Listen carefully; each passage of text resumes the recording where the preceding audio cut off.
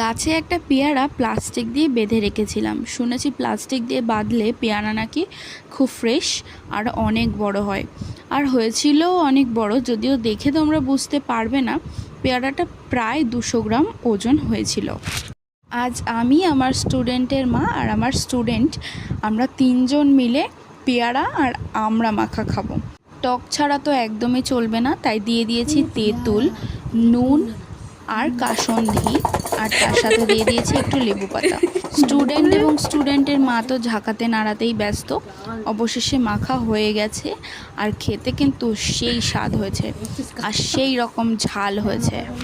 খেতে মজা লাগছিল ঠিকই, কিন্তু ঝালে অবস্থা খারাপ হয়ে গেছিল শেষমেশ। বহুদিন পর এরকম মাখা খেয়েছি, বেশ ভালো লাগছিল। তোমরা কারা কারা মাখা খেতে পছন্দ করো? আর এদিকে ইনি ঝালে শোষাতে শোষাতে আঙুল চাটছেন। লুকিয়ে আমি ক্লিপসটা নিয়ে নিয়েছি।